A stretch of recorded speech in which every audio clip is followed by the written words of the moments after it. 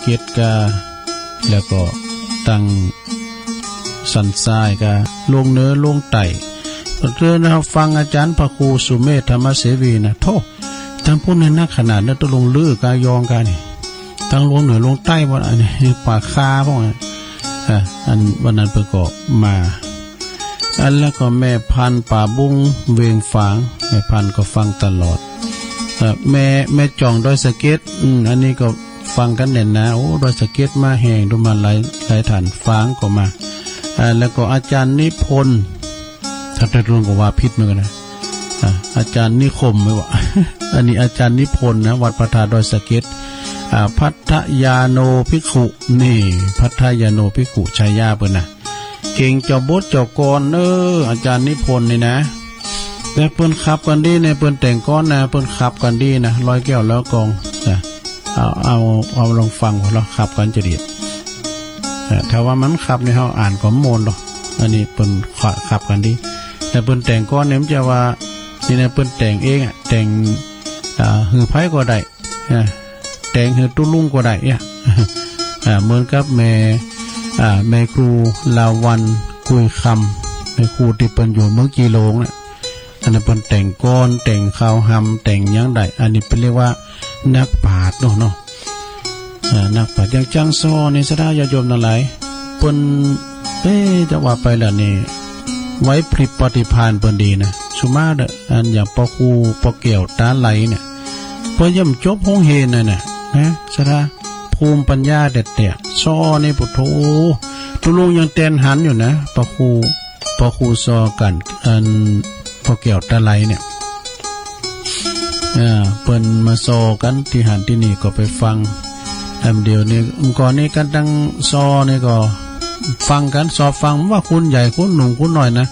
สมัยเลี้ยงควายในเปิ้นสอบเป็นเลืองเป็นเล่าดอกอย่าเปิ้นเอาฟังทำวันศีลกันกลางสายอ่ะซะนะไปหันเติง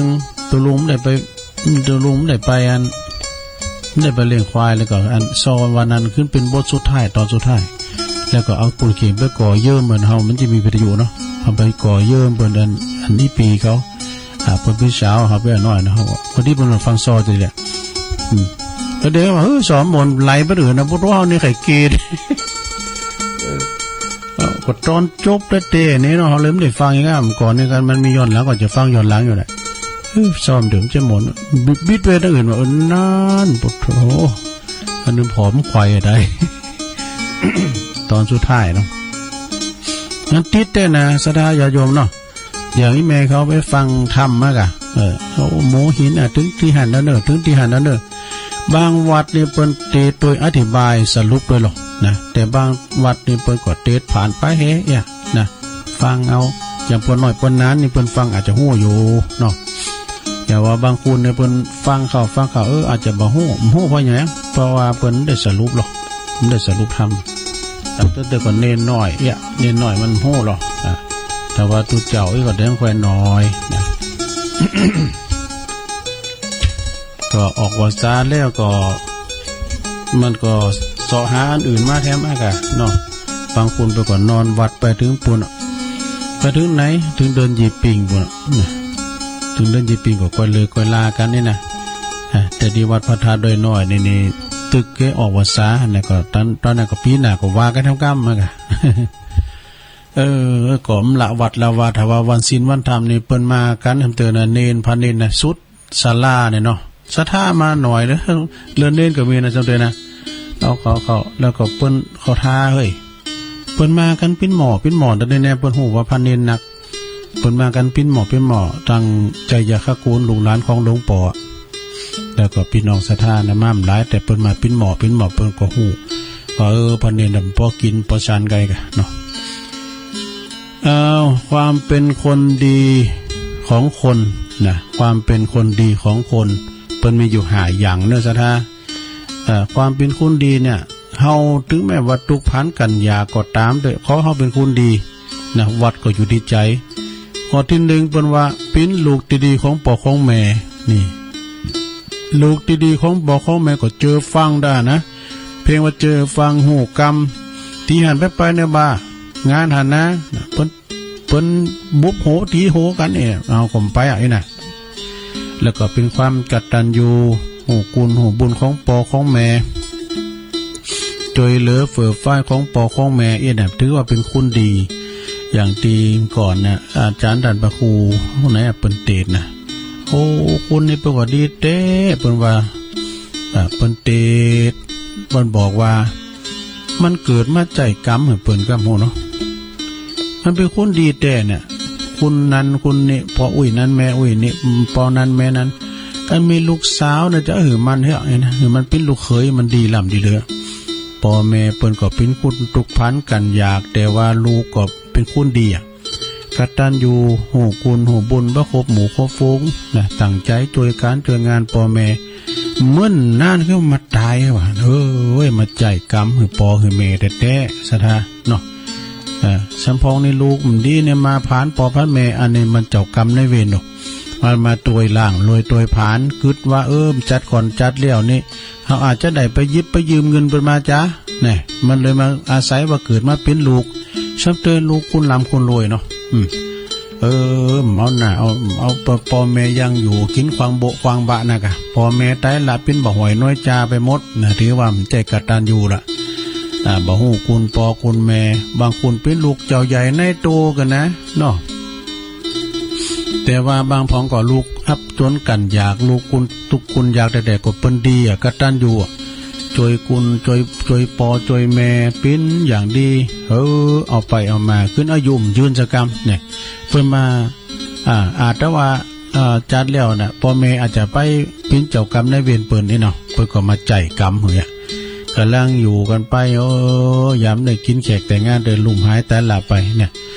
ถ้าเป็นลูกติดดีของพ่อของแม่ก็เจอฟังพ่อแม่ช่วยการช่วยงานจะไปให้พ่อแม่เสียอกเสียใจเจ็บอกเจ็บใจนะแบ่งเบาภาระพ่อแม่ถึงแม้นว่าเฮาน่ะจะตอบแทนพ่อแม่เนี่ยเอาพ่อแม่ใส่บานะถ่ายอาจมตึงถ่ายกี่ถ่ายโยลุงหานะย่ำตอบแทนคุณพ่อคุณแม่ได้ด้วยวะเนี่ยข้อที่สองเป็นสิทธิดีของครูบาอาจารย์เนาะครูบาอาจารย์นี่บัดนี้เปิ้นวัยเกษียณกันไปเปิ้นก็พอไปตั้งหน้าแลพอตั้งหลังก็หันว่าโอ้ยลูกศิษย์ติมบ้านติมเมืองนะเป็นลูกศิษย์ลูกหาอย่างเปิ้นพร้อมกันแม่ครูปอครูโมดเนาะแม่พิมพ์ปอพิมพ์ของชาติตัวลุงก็ยังจำอยู่เนาะครูเปิ้นสอนหยังพอไอ้น่ะก่อนนี่ก่อนนี่เปิ้นปุ๊บเปิ้นเขียนก็ได้นะซะนะตัวลุงไปตุกไปสอบตุกชั้น3ได้เห็น3เนาะแล้วเปิ้นทำบัญชีกะทำบัญชีตัวลุงก็มีไม้บรรทัดแก้วกันเนาะไม้บรรทัดแก้วแล้วก็ตัวลุงผมจะมีนะมายืมมาทั้งชั้น2อ่ะยืมมันไผน่ะยืมแล้วป่ะยืมมันเป็นนั่นไม้บรรทัดแก้วอ่ะแล้วตัวลุงก็ถือว่าตัวลุงมาอยู่เมื่อไหร่กะแต่ปี3 ปีฟังครูกับครูบนขีดเส้นใต้ขีดอย่างนั้นนี่นะแล้วตัวลุงทำไปเรื่อยๆเพราะว่าเขาจางเลยเนาะครูบอกว่าไปแล้วก็เตียวตามกล้องตามตัวนะแล้วก็เปิดมาหันแสงตัวลุงเลยอันนี้อย่างนั้นยังฟังนี่นะเพราะเขียนไปตั้งหน้าอยู่เนี่ยมันไม่บรรทัดนะไม่บรรทัดที่มันไปเกี่ยวนะกำมันก็ฟาดคนที่หัวตัวลุงหัก3 ตอนนะเดี๋ยวก็เพิ่นก็ขึ้นนักเลงปอยเอาซักมาซื้อมาเพิ่นใหม่กูก็นักเลงปอจกจะตั้งเหรอไปจกไปซื้อมาทำไมซื้อมาใส่เพราะอันน่ะตัวลุงได้ใส่เหมือนกันก็ตัวอย่างอันเนาะกันเพิ่นเอาตังงานตังคุมมันลุงทำเป็นหยังเนาะแต่ตังเปิ่มมันเนาะมันก็หัก3 ตอนมันเป็นนั่นไม่บรรทัดแก้วก่อนในครูเพิ่นฟาดได้เนาะครูเพิ่นฟาดเพิ่นเขียนแต่เดือนนี้บ่ต้องเป็นเรื่องเป็นเล่าเนาะก่อนในวันนี้นะเพิ่นจะมาฉีดยาเนี่ยไปอันใดนะบาดผมก้องครูไหว้หลังแม่นะแม่ครูวิทย์ลุงปองกันปึกปักอ่ะมันโกขิมเลยอันไม่เสหลักนี้นี่โกเพิ่นฉีดยาพุกมาก็โดนแต่เด้อหน้าเสาเฮาท้องนะมาดึงใส่หนออันหน้าเสาท้องอ่ะมันเป็นอย่างฟาดนี่มัดมานะบ่รู้อันนี้เป็นว่าฟาดกันได้มาก่อนนะแล้วเปิ้นฮู้แต่เด้อมันจะว่าฟาดกับองเฮนเฮาพี่เขาโยมก็โดนฟาดเด้อซะนะ ตู้ล้มก่อนเนี่ยมันแจ่มแฮมดีนะเปิ้นเหียมนะซะนะก่อนนะปุโธเต็มผู้บอลกันน่ะเนาะเต็มผู้บอลกันน่ะตึงพาหน่อยขายมแล้วก็อีกอ่ะเดี๋ยวตู้ล้มเปิ้นจะตัวใหญ่อ่ะเปิ้นก็เอาผ้าเขาก็ลุมโหกับเตียวมากับไผ่หุ้มหันน่ะก็เดียวสายน้ำมัดมิดแตกกันวุ่นๆอ่ะนึงน้องลายหมดอ่ะปืดพอโอ้ดิว่าเฮาบ่ได้สวนหน่อยเนาะพี่ขยมเนาะปุโธพี่ว่าตู้ล้มด้วยนี่มันไผ่บ่เปิ้นปืดผ้าโอ้พี่ตู้ล้มเลยเนี่ยเปิ้นเอาผ้าเขาลุมไว้เนาะลุมมาเต็มบอลกันมันเคยออกกำลังกันเนาะมันมึนมาแล้วเนาะซะนะข้อที่3ปิ้นเปินติดดีของเปินติดดีนี่ไปหักหลังไงกันเนาะเปินติดดีนี่ก็คือมันหมายความว่าสื่อสัตย์ซึ่งกันและกันปิ้นมิตรแถมจะมีเทมเนาะเรียกว่าภาษาธรรมบอกว่ากัลยาณมิตรนี่เนาะกัลยาณมิตรปิ้นมิตรติดดีคือกันและกันศรัทธาญาติโยมทั้งหลายคือหักกันแป้งกันปิ้นเปินติดดีเปินบานติดดีเขาวิทย์แรงแกงวิทย์หมอนี่อู่จ้ากันได้ดูเฮาอยู่ตั้งเมืองเนิมในล้านนาเฮาเลยนะมันหูจักกันไปหมดอ่ะยืมหยังกันได้ยืมของกันอุปโภคบริโภคเขาวิทย์แรงแกงวิทย์หมอยืมขอยืมมันหยังขอบกกำหยังยืมกันได้นะลองมาอยู่เมืองเมืองไต้ว่ามันก่อก็เฮามาอยู่ตีจัดสรรบ้านที่เปิ้นปินติจัดสรรซั่นเตอเปิ้นจะฮู้จักกันด้วยเปิ้นมานอนกลางคืนน่ะเนาะซะนะเนาะกลางวันตื่นเช้ามาเปิ้นก็ไปล็อกตัวแล้วก็ไปเนี่ยเปิ้นจะได้ฮู้จักกันโลกเอิ้นเปิ้นจัดเหมาะตุลุงเคยไปเทศธรรมเปิ้นนิมนต์ไปเทศธรรมศาลากาลีวิจารสูน่ะโตอันลูกหลานเขาว่าอยู่เฮินนั้นจัดสรรน่ะได้นิมนต์ตูไปเทศธรรมศาลานะเนาะตุลุงก็ไปกะปดโตหมู่ไก่หมู่เฮียมเนี่ยก็ลินเฟซลินไลน์เนี่ยเปิ้นจะมาดูแล้วถามว่าอันนั้นเฮินไผน่ะว่าไปโหขึ้นหมู่อ่ะเปิ้นฮู้จักกันเนาะเนี่ยก็เวลาขโมยขโจรไฟใหม่แต่ลามันเขาจะช่วยกันเนาะแต่ที่ช่วยก็ช่วยที่เปิ้นฮู้จักกันก็มีเนาะแต่มันที่ดูมันจะเหมือนบันหาศรัทธามันฮู้จักกันเนี่ยอย่างบันนึงจองเดียวกันเนี่ยเนาะสมัยแต่ก่อนเนี่ยเพิ่นจะปุกหอย่อเฮินเนี่ยเพิ่นขอกันเนาะขอกันแล้วก็แกงฝักเล่งแกงกุยใส่หยกเล่งกันนะเพิ่นจะมีการจ่างกันจังก่อนเนี่ยมันเฮินใหม่เนาะปุกเฮินใหม่เพิ่นขอกันได้ข้อที่4เป็นพลเมืองดีของชาติ เป็นพลเมืองดีของชาติก็คือเป็นนั่นอยู่ในสังคมที่ดีอ่ะนะเป็นขโมยขโจรเนี่ยก็คือเป็นสังคมที่ดีล่ะเป็นพลเมืองดีล่ะเฮาช่วยเหลือเฟื่อไฟเปิ้นมีการมีงานเนาะบ้านจองหอเฮือนในบ้านก็ดีในวัดก็ดีก็ช่วยเปิ้นอันนี้ก็ถือว่าเฮาเป็นพลเมืองดีล่ะเปิ้นมีงานศพงานสักก็ช่วยเปิ้นไม่ใช่ว่าไปช่วยกินนะไปช่วยเปิ้นงานศพงานสักไปพระปุ่นช่วยพระป่วนในป่าเหี่ยวว่ะมีหันเติงตัวลุงเขาขี่รถเดินหลังมาขี่เหล่ามันนำมาดอกตอนนั้นเปิ้นยำออกกันมาแต่เด้อเปิ้นยำออกกันมาแต่เด้อแล้วก็เปิ้นนั้นขี่เหล่ามันขี่รถเครื่องไว้วีไว้เบิ่นดอกมันเมาเหล่านี้ไว้วีไว้เบิ่นมาตะกุนแหลมกุนแหลกะมันไปถึงปากตั้งป่าเหี่ยวเนาะเปิ้นเอาน้ำโป่แล้วเปิ้นมีน้ำพระพุทธมนต์ก็น้ำนะคำมีสุมปล่อยกันเนาะอันนั้นก็เมาเหล่ามันจางอย่างนี้เนี่ยมันก็เอามันก็โกมเขาดูมันจะเอาน้ำมาจุบโหมันกับไว้เวียเวิร์นก็เดี๋ยวมันกลางอย่างได้เอาตีนก็จุ่มตีนก็จุ่มตีนจะรามจิบุรว่านั้นมาก็จุบอันนี้น้ำมูลบาทาก็อีกกี่หรอเกือบป้วนหวายหาหันทิพตาเนาะมันก็กลัวมันกุนมันก็ขึ้นกลัวนะมันออกปัจจัยมาเนาะมันก็เผลออย่างได้มันลดวันละกุนจำก็กะจำก็ดินในน้ำปูกับติมเป้ามันก็ยังมันจะมาดูโค้งอยู่นะกันดีก็ศรัทธาออกมาศรัทธาออกกันมาอินน้ำมูลบาทาไอ้ขี้เหล่าจับหกจับใจเราสักเตือนนะ เฮารถที่เปิ้นรับตุเจ้านะเขาก็ย่ำแล้วใจนะ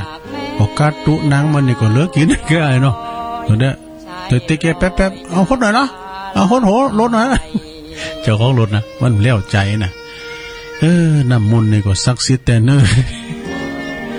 อ้าวพลเมืองดีของชาติเนาะสุดท้ายสดาญาติโยมทั้งหลายเป็นศาสนิกที่ดีของศาสนานิ่มปิ้นได้นะโอ้เสียหายเฮ้เตื้อได้เนี่ยก็อ่ะตุลุงนี่ว่านั่นเลยนะเจริญปอนโอ้หมอบอกโอ้เนื้อติดไอ้ก็เฮ้ยกันนี่แต่เอาขอบหูให้แต่น้ำพุกันเลยว่านิ่มตาเดี๋ยวนี้ไม่ได้ความด้วยปนานกะครับผมปนานขอบคุณปนานเนอะขอบคุณหลวงพ่อต่อยหลวงพ่อมันนี่แต่ตะโลดปืดซ้ายด้วยอ่ะฟาวไปละ2 เตือนแล้วนี่เอาใหม่ต่างรักใหม่เจริญปอนโอ้เมาเปิดเพ่งไอ้ก้าจะรู้อยู่ว่ะนั่นกะโอ้เพ่งกันน่ะทางยังไงก็ยังงั้นก็เพ่งนะแต่นี่ก็แค่ชอบนี่เลยเนี่ยแต่สุมาหลวงพ่อมานิดขอบคุณหลวงพ่อมานิดแล้วก็ปนานพันโดยเดี๋ยวก่อนเขียนไปก่อนแล้วก็ยายพรมาทำแล้วตรงนี้ก็ลังว่าแต่นี่เอาแล้วยิงเพ่งตัวอย่างนี่ก็แน่ตัวอย่างก็นี่มันพักกับเดียวเนาะมันพักกับพี่อย่างวันนั้นก็วานนะดักลาตุลุงปิดแล้วหลงโบแดง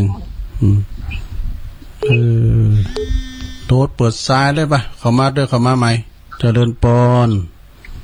เจ้าไว้สาเจ้าท่านตุลุงแม่อยู่ไหนไม่ปั้นปักกล้วยสุพรรณน่ะเจ้าแม่ก่อยอะเจ้าโอ้ตะกี้มาได้ฟังสักกรรม4 โมงอยากข้ามาเปิดเนี่ยดีกันรถคนโจรหน้าบ้านนี่เลยมาได้พอกล้วยสุพรรณเนาะครับชัดเจนเลยไหมเนาะจ้าชัดเจนเลยนะแม่เนาะปลากล้วยสุพรรณรถจูนกันนี่เจ้าไว้สานะเจ้าปอนมันไข่ตาเนี่ยมันไข่เดียวใจเจริญปอนแล้วติดแล้วโหลดเปิดซ้ายแล้วไม่ใช่ตะกี้โทรบอกว่าอย่างบอกพี่โทรไอ้แต่งโทรหายกับมาห้าปลาหายกับมาห้ามาดูเป็นระดับโอเคมันแม่ยังก่อเนี่ยโทรจากตั้งใดอันนี้โหเด้อหลวงพ่อมานิดมาแล้วโอ้กราบนมัสการท่านเจ้าเป็นนะนี่เข้าไปให้พอดีก็ลืมหลังลืมหน้าลืมปิดวิทยุของนอกไม่น่ะเป็นนะตอนนั้นขณะนั้นกำลังอันอู้ม่วนอยู่นอกจากนั้นก็เลยปิดก็ว่าจะอู้ต่อแล้วก็ตะกี้ตอนก่อน4 โมงสุดท้ายเดี๋ยววนใหม่อันนี้คนเมื่อ4 โมงไปก็ว่าไหนอันนั่นก็ไอ้ขี้เหล้านะติดมาจุ่มน้ำมูลนะกัน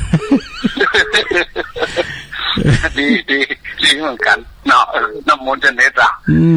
น้ำมนต์บาทาชื่อเฮโมวิทนะสมัยทำเจ้าโฆษณานะบำรุงสมองบำรุงประสาทบำรุงเลือดก็ถวายลุงยองกินไปเรื่อยๆตะปูนแดดตะปูนแดดเฮโมวิทบำรุงสมองบำรุงประสาทที่ลืมมากินไปเรื่อยผมกินได้5 ปีนี่บดมืดเลยตอนนี้นะตอนนี้มันบดมันบัดแจงมันบัดเด็ดสำนึกสงหอมบุญไปพูดกะตะกี้ใหม่ต่ออาจารย์นิพนธ์นะตัวลุงยองเลยปิดสายก่อนเนาะผมเป็นนักขอจับพอดีก็โทรมาเนาะหนังฟังสายนะรถเปิดสายเป็นน้ำเป็นนะลงลืมผ่องเป็นนะเนาะวันพุกวันพุกนี่15นะลุงเนาะวันที่15เนาะแม่น่ะ15 16 17เหมาตรวจตลอดรายการตั้ง13 ถึง 17ตามทุลุงได้ตอนนี้ตามเวลามาพูกก็เป็นเวลาของทุลุงที่ได้ออกรายการจากรายการเนาะแม่น่ะตี 3 ตีสองปลายตื่นทิ้งปลายตื่นถ้าตื่นตอนเตียนตุลุงนั้นปวดเตะทำตุจกตุลุงเนี่ยก็ขึ้นแอนตัวเดียวน่ะตุลุงเนี่ยก็ที่ปวดเตะตัวเฮ้ยที่ปวดเตะตุจกอาเทวะตุลุงทองอ่ะตุลุงทองเตะตุกระเดียวถ้าตุลุงทองจบพอถูกมาเจ้าดิตุลุงมันย่องเขาก็เปิดเพลงอ่ะผมเพลงก็เปิดหลังไว้ด้วยโทรไปหลังไม้ตุลุงย่องท่าหน้าไม้ฟังตุลุงเต็บนั่งเรียบร้อยแล้วก็อะไรกันเนี้ยเนอะอาจารย์นี่คนนิดๆเหมือนกันเนอะแต่ถ้าโทษคำก่อนจำเดียวกันแล้วเราอ่ะแม่ตอนนี้ถ้าโทษหรอถ้าเราสาวมาระวังแหละตอนเจ้านะลุงแต่ตอนนี้ไปลุงลูกหลุดอะไรยุงอันนั้นม้วนไม่เนอะม้วนเอาไว้แจกนะของเมาเราเขาไม่หรอแจกแล้วนะม้วนพิเศษแล้วนะขอบคุณเลยต่อสายกันต่อไปเนาะช่วยกันขอบคุณครับไปสาครับท่านสาธุหลวงพ่อมานิษฐาวโลเจริญปอนย้ำล่ำเลยฮะไม่ล่ำเลยวะฮะฮัลโหลเอาขอมาใหม่เด้อตลุมได้ยินอย่างมันเด้อขอมาใหม่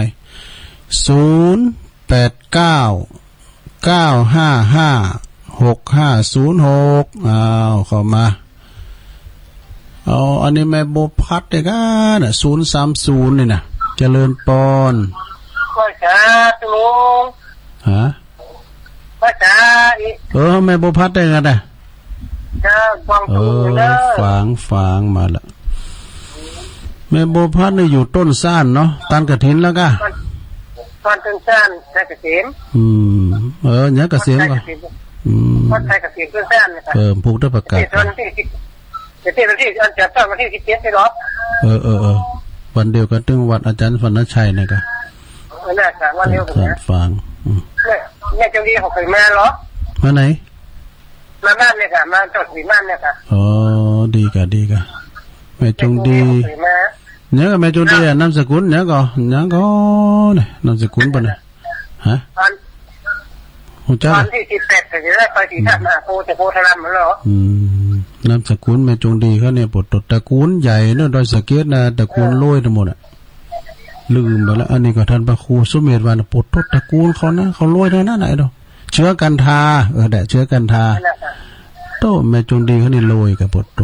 ว่าจะน่าจะลงเนอะฟังอยู่น่าจะลงเนอะขอบคุณแม่โบพาร์ทเนอร์ฟังเนาะโตหลวงพ่อมานิดไปก่อนเกมน้ำมนต์มาดีๆเลยโอ้เสถาแต่มาเปิดเพลงนะกูกำลังแต่ว่านี่ก็ได้เนี่ยเฮ้ยแม่พรมาว่ามีแล้วการแก้วสุพรรณมันในความพูดได้ขอบหูละอีนะแล้วกันทำย่างนี่ก็ดีนะอันนี้มันพักครึ่งเนี่ยกะเจริญปอนไม่แต่เจ้าต้องลงงานตามเช้าอย่ามาลืมหลังลืมแม่ละจ้ะบโต๊ะเก่าลืมก็ไม่เสียวะมันก็มีไม่ธรรมดาไม่ใช่พอกี่แกงพักนี้มาได้แล้วเนอะพอจะได้กินแกงพักกลุ่มแต่ก็แต่ไม่ใช่พอแต่น้อยนั่นก็แกงพักกลุ่มได้ยังพอแกงพักนี้มาได้เที่ยวผมเนี่ยรายการนี้ม่วนแต่ต้องลงมันมีให้สปาอันตุลุงมาขี้ลืมนะกะเขาขายหัวสตุลุงเจ้าขายมะพร้าวก็มีตะกี้ตุลุงมานี่จะมาขายเฮโมวีสมอสมองผมกินมาได้6 ปีเลยเพื่อนมาตามได้มันจะเครียดดีเฮโมวิทยาเม็ดบำรุงสีแดงวันนี้เซลตุลุงมานี่เนอะขายเฮโมวิสนะได้กะเจ้าวันนี้ไม่สาเจ้าสาธุโอ้อันนี้แม่บเนอะบบุญแม่บบุญ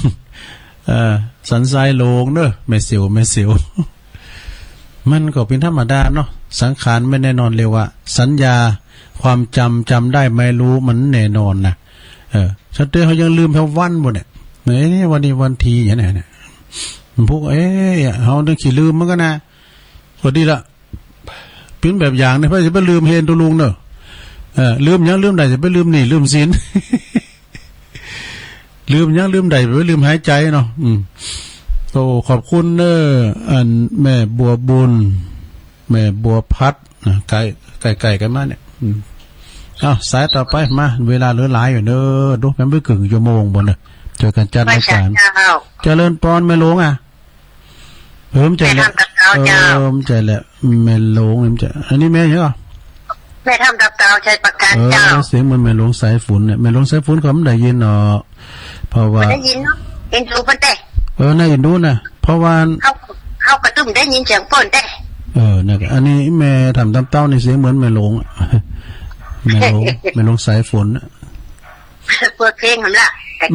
นี่กะอุ้ยคนเท่าปีนี้ปีที่3น่ะมันเป็นรายการเนี่ยว่า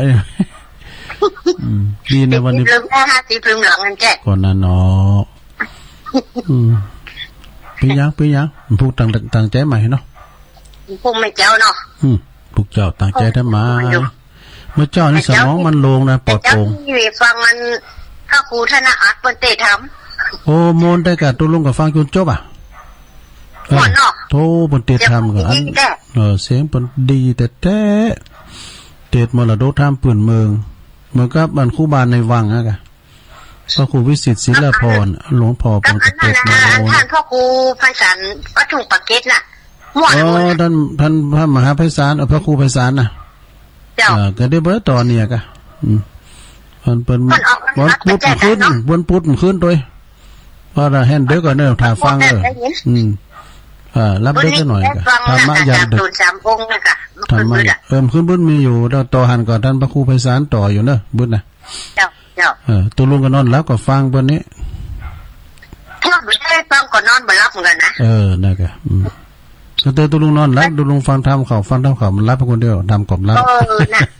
มันกล่อมเหมือนกล่อมเขานั่นเนาะไม่เนาะอย่างตัวลุงนะ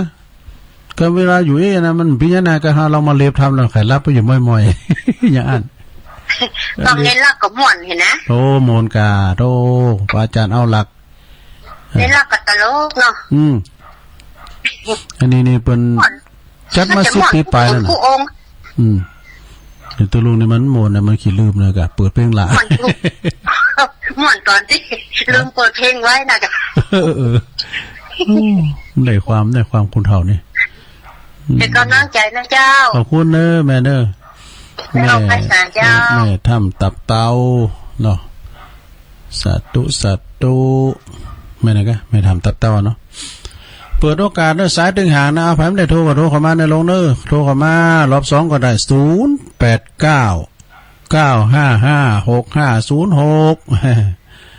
อาจารย์นิพนธ์เนี่ยอย่างหลวงพ่อมานิดวาดได้กะเปิ้นแต่งก้อนเน็ตแล้วก็ที่ตั้งวันผูกแถมได้15นี่ก็มีงานบุญทุ่งบุรีก็เนาะที่อาจารย์พระครูมันจะไปนะครับย่างคามกฐินเนอะตุปีจิรเดชก็เริ่มผูกนะผูกกดรับประกาศข่าวสารงานบุญนะมีมาแฮมเจริญปอนไม่สาเจ้าเจ้าลุงแม่สีทอนเนาะน้องโบฟังอยู่นะเจ้าน้องโบชัยปราการเจ้าแม่สีฟังเจ้าแล้วกะเจ้าฟังแต่เจ้านะเจ้า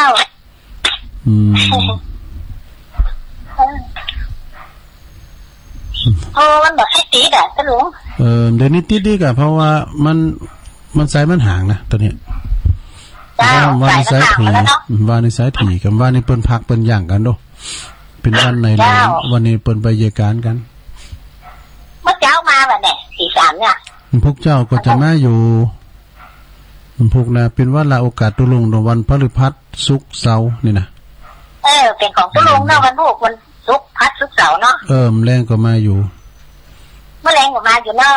พวกปิ้นตาตุลงแล้วก็แรงปิ้นตาด้วยตรงอันนี้ยังเต้นไปนะอันนี้เต้นท่านพระครูเต้นท่านพระครูนะกะแต่ได้ยินเพิ่นว่าเจ้าท่านพระครูเจ้ากลับไม่สาเจ้าขอบคุณแม่สีทอนสาธุ โอ้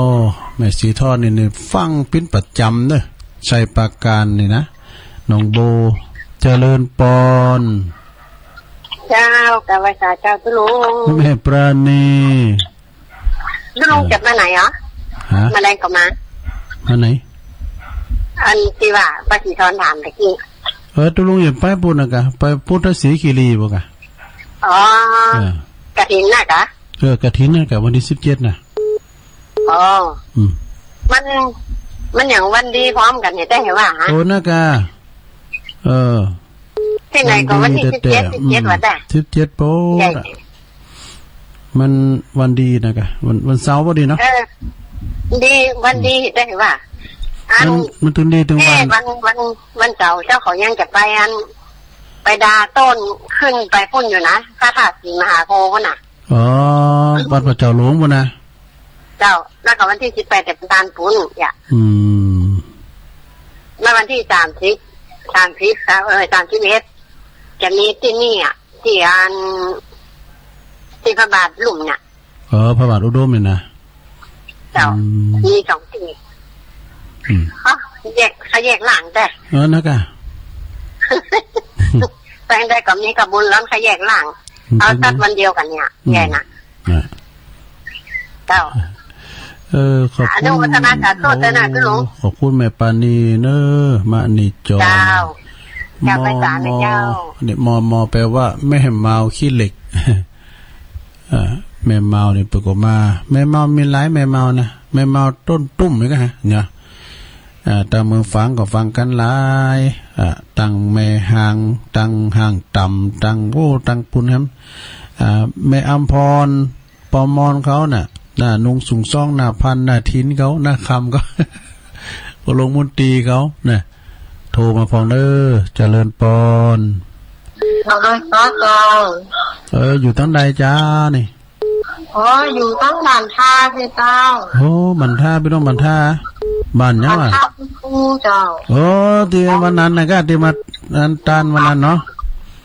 ที่มือแต่ว่ามันเป็นนะกระจายแม่เนาะตุลุงยังได้อ่านจือเริ่มพกเจ้าตุลุงได้อ่านจือเนาะเป็นยังเจ้าบกมือล้างโคซีแต่เจ้าก็ดี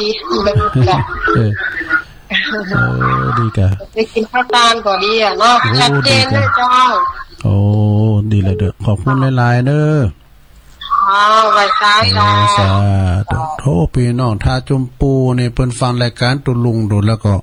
เพิ่นเอาโฮงตานมาใจเกิน100ใจถึงได้มากัน 3-4 ก้อแล้วก็มาทำบุญกับตุลุงโดยตุลุงก็ไปปันป้อนโฮงตานเพิ่นโดยนะขอบคุณเด้อพี่น้องบรรทาจมปูบ้านเกิดของตุปีทูลน่ะไพฑูรย์ขันติทโรบดิกาไพฑูรย์ขันติทโรช้างขน้อยเหนือตุลุงไปช่วยงานไปนอนหันปิ้นประจำนะเปิ่นก็จังโทรมานะวันนั้นถามแม่วันทีเนี่ยก็กฐินบ่จะมานะวัดนั้นตุปีทูลน่ะถ้าจมปูตุลุงก็เคยไปเหมือนว่า2เตอก็ดร. 2พริกโดงเปิ้นนิมนต์ตุลุงไปเปิ้นตอนนั้นเปิ้นทำบุญยกคู่เปิ้นก็ให้เฮินเพิ่นล้างลงในวันนั้นไปกระทบไหลดารากับบดินดุกแหมบดินดุกน่ะพระเอกก็มาเนาะบ่มีโฮงตาแม่จิรพันธ์เขายังมาเนี่ยตุลุงโลกนี้มันกลมแท้นี่แม่จิรพันธ์มาตักตายเนาะเอาไปปันป้อนแม่ตุลุงก็มาไกลว่าก็แม่จิรพันธ์จะมาไกลแล้วขับห้วยขับดอยแม่ก็หนีเนาะแม่จิรพันธ์โมป้อน่ะก็อันท่านดร. 2นี่เป็นมาฮู้จักกันในงานศพครูบานะครับครูบาสุขที่วัดป่าสร้างหน่อยมันได้ตักตายไปทางแม่ดีครับได้ฟังก็แม่ดีเขาเนี่ยนะถ้าว่าเจ้าได้ฟังนะแม่ดีเขาแล้วก็ปอบุญยังลุงบุญยังนี่เพิ่นอยู่แม่สารประเดชเพิ่นก็ฟังตลอดนะเมื่อค่ำเมื่อวานนี้ได้ฟังมาเด้อถ้ามีก็เมื่อเจ้าป่าสร้างหน่อยนี่ก็เคยไปช่วยงานครูบานะคะแต่มาปะดร. 2แล้วก็เลยฮู้จักกันเดี๋ยวนี้เพิ่นจะฮู้จักหมดเด้อเพิ่นจังมาทางพี่ทางบ้านแม่หลวงโน่นครับพี่ทางปุ่งโฮไปเลยกับน้องแซมเขาไอ้นะ เอาขอมาแถมนะ0899555606ปุตโตวันนี้สายห่างเนอเรายังหลายนาทีอยู่เนอช่วยกันประคับประคองเวลาเนอ ช่วยกันประคับประคองเวลามันพาตั้งแต่ลืมปิดเพลงนั่นเนาะอันเมเจ้านี่แม่เนี่ยก็ไม่ได้ถามกิจกรรมนะอันเปิ้นอยู่เปิ้นว่าจะส่งไลน์มาบอกตุ้ลุงว่าไอ้น่ะโอ้อันนี้ตอนใดจ๊ะเจริญปอนลุงไปแต่เจ้าโอ้แม่จันเพ็ญกันเนี่ยเจ้าโอ้อย่างพูดลุงเป็นผู้เศร้าๆจะได้มีเรื่องอะไรอย่างกันเรื่องเพลงอะไรอย่างเพลงอย่างเรื่องเพลงอะไรอย่างที่แบบเปิดเพลงแล้วไว้ไม่เห็นต่างมาแปลงไฟเลยไปอยู่กับต่างที่ห้องวันของแต่เนี่ยตุ้ลุงเปิดเพลงละนำแล้วอ่ะอ๋อน่าเพลงจะได้ลูกก็ลงเพลงการเกี่ยวสุพรรณก็นะกันที่ก่อนเพลงนั้นเนาะเพลงนำรายการลืมปิดอ่ะเปิดโทรมาบอกอ่ะสายอย่ามาติดๆเนาะเพราะว่าที่เห็นว่าเพลงอย่างกับเขาโม้ว่าทุกลุงเป็นอู้เศร้าๆแล้วกับเปิ้ลกับตอบโต้เรื่องเพลงได้เห็นก็เลยเขาโม้ว่าไอ้อย่างเรื่องเพลงอย่างคือหมายความว่าผักคึงเนาะผักคึงแล้วก็ทุกลุงถ้าเขารายการก็ตอนนั้นก็เปิดเพลงไปก่อนแล้วก็ผักคึงก็เอาเพลงซีโนนเพลงติ้งต้องไปกันแล้วก็ลืมปิดก็มาเขาไปเพลงเดียวเลงไว้ก็มีบ้านน้องอยู่ไหนกันแก้วสุพรรณเขาแล้วเพิ่นก็เลยโทรมาบอกว่าโอ้เป็นเรื่องตลกไปวันน่ะเพราะว่าอย่างถ้าลุงเปิดเพลงอย่างถ้าลุงเอารายการลุงแต่การรับแต่ได้มันต้องพักครึ่งอ่ะพักครึ่งก็เพราะว่าขอบคุณนั่นมาลงมา4 โมงแล้วมาฟังก็รู้เรื่องเพลงว่าตัวลุงลืมเพลงอย่างงงฟังอยู่กะเดี๋ยวนี้ฟังอยู่เนาะยินชัดเจนเหรอชัดเจนดีตลอดว่านี่แม่อันบัวพินเปิ่นก็โทรมาเหรอเปิ่นก็โทรมาโทรมาก่อนโทรมากะดีแล้วเหรอโทรมาเมืองศาสตร์เปิ้นกำลังทำโคมแขวนของเปิ้นแม่นั่นเปิ้นเมาทำโคมออเดอร์เพิ่นนะได้กะโอ้เพิ่นทำโคมเพิ่นบ่ใช่จ้างไผแล้วเพิ่นนำเองเลยนั่นก็ฝีมือสุดยอดเพิ่นว่าโคมแขวนลานนาไอ้ดอกโคมแสงเดือนลานนาโคมแขวนโฆษณาพร้อมกับตะลุงไอ้ดอกโฆษณาแล้วนะจะได้ก็ลงวันที่25นี่ได้ดีเนี่ย25มีหยังวันม่อนแก้วอ่ะกับม่อนแก้วไปจ้ะโอ้ตะลุงก็ไปนะกะไม่เห็นได้ไปกับท่านประเสริฐอ่ะได้หาปากไปวัดก่อนเนี่ยประเสริฐประสันแล้วว่ะก็ไปปิ้นเนี่ยก็ได้อ่ะก่อนมันก็จะมีตัวเดียวเดี๋ยวตอนเขากำเปิ้นแต่มีเขากำอยู่ก็ไปเนาะแต่ก่อนถ้าได้อู้กับท่านประเสริฐแล้วเนี่ยหาปากกับท่านนี่จะโน้คนจะไปกับกันไปนะหมู่เจริญไปไหนกันโอ้หลายอยู่อันนี้กันตอนนี้เต็ดก็ไปอยู่กะตอนนี้นะก็มันเต็ดตอนนี้ก็จะไปตัวกันยงไปพวกกะบ้านอาจารย์บดีกะประเสริฐประสันโนพวกกะวันนั้นเพิ่นยังไปถ่ายทอดสดไปไล่สดอยู่ในเตียนเฮาไปพุ่นนะกะที่เตียนลอยต่อเนาะดอยนางแก้วโอ้เป็นที่มนแล้ววันที่17เนี่ยแม่เพ็ญก็มาอยู่กะอันไหนเนาะที่วัดพุทธศรีคีรีอาจารย์วรรณชัยชัยยานันโทอ่ะ17เนาะ17อ่ะ4อ่ะ17อ่ะน่าก็17นี่วันดีแต่กะก็17 4บ่เห็นจะไปเห็นแค่4ไปได้เลยหมอน่าก็4ก็แน่ต้นแก้วแล้วก็อันทักษิณเนาะแล้วก็อันท่านนั้นอย่างอันอุบายังควงเนาะแต่ที่ไหนจริงอ่ะ4กันนะมันจะไปพ้นไปได้แล้วนะมันไกลกันน่ะได้ให้เฮาก็เอาเจ้าตุลุงอันนั้นน่ะตุลุงก็บัดบันเกิดก็จะดีมาตานโอ้วันนั้นไปเนี่ยใจว่าจะเข้าเลยขอบคุณนะแม่เด้อสาธุแม่จันเพ็ญคำโพธาเนาะ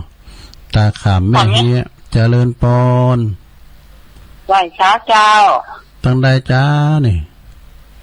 อยากมาที่หลวงเจ้าโอ้แม่ยังก่อนแม่มณีเจ้าแต่แม่มณี ตุลุงจำของใดเนาะมาโทรมาจังนี่แต่โทรมาพี่ประจำแต่นะคุณยอมเหมือนกันนะเนาะผู้โทรมาแถมฟังอยู่เด้อชัดเจนฟังคืนไหนไฟเห็นเนาะชัดเจนนะฟังคืนนั้นเนี่ย100 อ่ะแม่นไฟเห็นนี่ขึ้นไปไกลกะก็ไปฟังตุลุงแล้วก็ล้างมาจับมัน4 โมงไปนี่มันเจ้าไปไหนไปอันแปลงโคมไฟกับมันโคมไฟอยู่คนนั้นทำขายดีแล้วกันผู้สูงอายุทำขายวัดพระธาตุลงเว้งละปูนเนี่ยเป็นหอยแขวนโคมแสน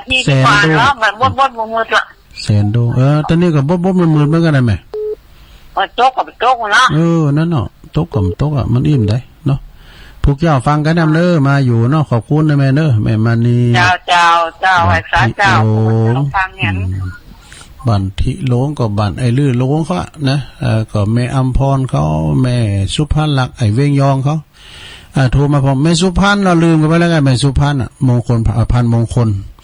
แม่สุพรรณเขาก็ดีร้ายก็ไรคุณร้ายตุลุงก็ลืมไม่พอง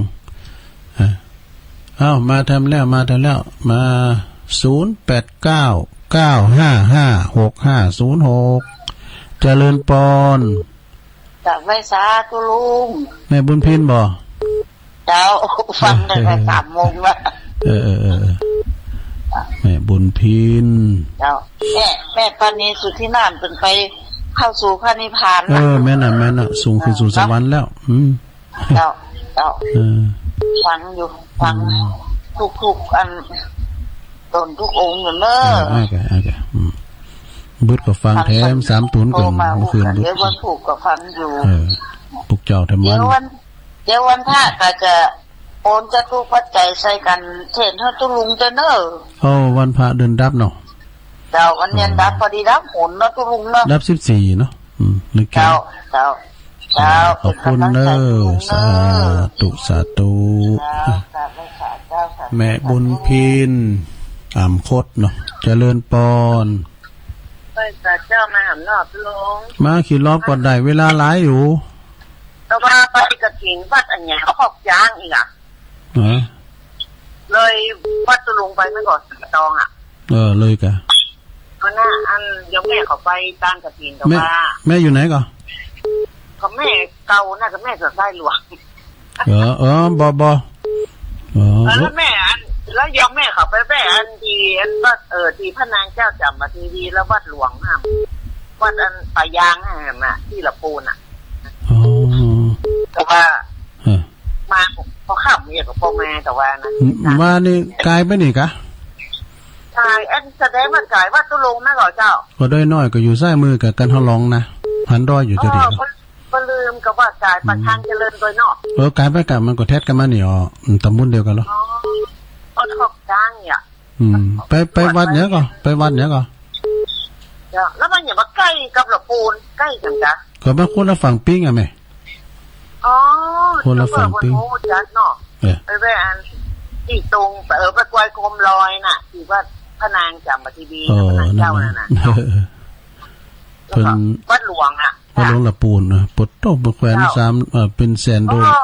โคมไฟบนหน้าขนาดเนาะนั่นน่ะประจำวันติดวันโยมแม่เกิดวันเสาร์สีม่วง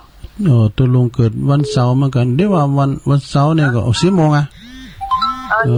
ะจ๊ะวันเดียวกันโคมไฟโคมมันนั่นเป็นไงบนอะไรกันรวดไปแบะนั่นน่ะม่วนดีจ้ะวัดครูบาเนาะครูบาอินทร์เจ้าไปดูปุ้นมันธรรมชาติดีดูหรอธรรมชาติไปทางปุ้นนะแต่ว่าโยมแม่นี่มันบ่ม่วนมันติ่งใกล้ตัวเมืองมันบ่ม่วนไปทางปุ้นธรรมชาติดีตรงปุ้นม่วนดีแล้วขอบคุณเนอบรอบ2ขอบคุณหลายๆกายไปนี่ดูว่าเจริญปอนเหนื่อยจ้าตัวหน้า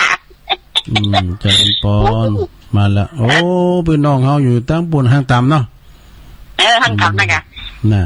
ะคำเข้าโมนแดดด้วยนะตรงนี้เปิดลืมไปลืมพิษนะมันเพราะว่ามันทำได้เอาขอบหูเลยหู แต่กับมีอันเนาะอันคล้ายบิดก็มีกะฮะมีกระปาดูเฮโมวิดยาเม็ดบำรุงศีรษะรู้ว่ามันนี่โมนรู้ฟังโมนนี่ได้มีสปาดอกใส่เขตรู้บอกฟังเสียงอย่างว่ามีปีนไหนเนาะเพลงก็มีอันนึกว่าสถานที่อื่นแซกอะเรียมีแผลออกเต้นตัวนี้เนาะวันนี้ออกเต้นแต่ว่าพวกนี้เป็นว่าลาของตัวกะวันนี้เจนอาจารย์ไปตอดกระถินปุ่นอ่ะที่วัดเมทังอินทารามเมทังฮอดปุ่นอ่ะ12 วัดกันด้วยวันนี้อันตีเมื่อคืนเมื่ออันวันเช้าแล้วนะมันไข่ยุ่ๆไข่ฝาแปะอันอินเทอร์เน็ตมันอ่อนน่าจะได้มั้งเนาะมันต้องคุมแม่น่ะขย่างก็ย่างแล้วเนอะย่างจับเงินนะจะมันปล่อยมันก็เดียวมันเดียวออกคนเดียวก็ออกมีเตาสบายดีเนาะขอบคุณหลายๆเด้อดีละสาธุโอ้อันนี้น่านุ่งสุงซองตัวลุงเด้อตังแม่อายหรือว่าบ้านห้างต่ำไหมเนาะเจริญปอนไว้สาเจ้าตัวลุงเจ้าโอ้แม่จันทิพย์มาแล้วเจ้าหลายเมื่อหลายวันแล้วมันได้โคเจ้าโทรศัพท์สตางค์เสียงเลยก็สักทุ่มทางโอ้จะมาเสียนั่นนี้โทนหนักกว่าเสียงตั้งอ่ะเนาะเจ้าโอ้ขอบคุณแม่จันทิพย์หลายๆเด้อผมตั้งใจต้องลงนะเจ้าว่าเจ้าเอาไอ้กำหนึ่งบ่คงจะได้เวลาจบไปดาปดีกาช่วยกันประคับประคองนี่นะมาได้27 สายวันนี้ได้24 สายดูโอ้เน่นน้ำเหมือนกันสดาขนาดลืมนะเจ้าโทนไปละแม่จันสีแจงโฮลินยายพรล่องโงแดงแม่คือดอยสะเก็ดแล้วก็แม่พันป่าบุ้งเวียงฝางแม่แม่จ่องดอยสะเก็ดด้วยอาจารย์นิพนธ์พระธาตุดอยสะเก็ดนะพัทยาโนเนาะหลวงพ่อมานิดนี่เจ้าเฮโมวิทมาแต่มาตานหลวงพ่อมานิดก็จะเอาเฮโมวิทมาตานสายที่8ก็ปนานพันสายที่9ก็ยายพรล่องวัวแดงสายที่10ก็แม่ก่อยปากก่อยสุพรรณสายที่11ก็แม่อย่างนี้แม่ยังจะลายแม่ที่เปิ้นจะไล่มาบอกนั่นน่ะแล้วตุลุงถามชื่อเปิ้นเต้นได้บอกสักคำเปิ้นจะไล่มาบอกว่าตุลุงปิดเพลงเนี่ยสายที่12ก็หลวงพ่อมานิถาวโรสำนักสงฆ์หอมบุญนี่สายที่13ก็แม่บัวพัด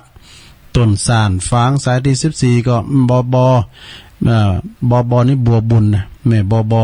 สันทรายหลวงสายที่15แม่ถ้ำตับเตาสายที่16ก็แม่สีทอนหนองบัวชัยประการสายที่17ก็แม่ปราณีมณีจรอันนี้มเนี่ยไม่ใช่บนะมแม่เมาแม่เมาขีดเล็กเนื้อฝางสายที่18อันนี้แม่ทาชมพูบนอันนี้สายบุญนะสายไก่โทรมาแม่อันนี้เปิ้นมาตานโฮงตานวันนั้นนะมันผูกจะอ่านได้จื่อมาครับ19แม่จันเพ็ญคำโพธาแม่จันเพ็ญตุลุงเป็นอย่างนี้ยังเศร้าอย่างเนี่ยก็เรื่องงานเนี่ยเปิดเพลงละเนาะสายที่20แม่มานีบันทิอันนี้ก็เพิ่นฟังเป็นประจำเป็นตัวแทนพี่น้องบันทิบันทิลงสายที่21ก็แม่บัวผินแม่บัวพันแม่บุญพินสุมาเนี่ยแม่บุญพินอันนี้ไปอยู่โรงพยาบาลลานนาโทรไมค์ก้ำก็ดีแหละเนาะจะได้หัวฟังอยู่สายที่22ก็บสันใจหลวงรอบ2นี่สายที่23อันนี้ก็หน้าคำหน้าคำปุ่นเพิ่นอยู่ห่างต่ำปุ่นก็นะตุลุงเขาสมัยตุลุงขาดมีนะไปก็ไปนอนหาที่ปลงกู้ลานบ้านปลงกู้โทกันเอาไปนอนหาถึงม่านมดพี่น้องเฮานะคืนน่ะมาหันมดไม่อายบ่ได้นี่นะแต่บุญแม่นาวางกันเนาะสายสุดท้ายแม่จันทิพย์เกียรติกาลามเนาะโอ้ได้24 สายผูกตั้งใจใหม่เนาะ บริษัททำแล้วก็จะอ่านไล่จือแล้วก็ตัวลงก็จะประกาศข่าวสารงานบุญด้วยเนอะนะข่าวสารงานบุญโตยสถานเนาะพี่น้องเมืองฟังก็ดีฟังกันไปสถานเนาะฟังกันคลายคุมคลายเคสกันไปนะมีสาระประโยชน์นั่นใดทักเท่าไรแต่ว่าเราฟังกันไปได้หลากหลายเจ้าหมูเจ้าจุงเขาได้อยู่หันที่นี่เพิ่นโทรมาก่อนรุ่นก่อนตอนที่เพิ่นโทรมาน่ะนะแต่มียังสถานหมายความว่าเดี๋ยวนี้ฟังหูกันเลยยังเพลงเก่าอยู่เดี๋ยวกันนะเป็นอย่างนี้เด็กเลยเพลงนำรายการอันนี้กับเพลงนำรายการได้เนี่ยตุลุงขอบหูอย่าแต่เดาหูนะมันผูกจะได้ขอบหูเนี่ยเอาละเนาะสถาญาติโยมขอบคุณกูเสงกูสายเนอที่เพิ่นโทรมาติดกับผูกมาโทรมาแถมนะมันถึงเวลาหลายอยู่แล้วก็ขอบคุณเจ้าของสถานีทุกช่องทุกรายการทุกสถานีขอบคุณดีเจที่เปิ้นเฝ้าวิทยุตัวเนาะขอบคุณกูคนเนผูกปากกันใหม่อยู่ดีมีสุขอายุมันความยืนมีจบมีใจกูคนเนจัตตาโลธรรมาวัตตันติอายุวันโนสุขังปะลัง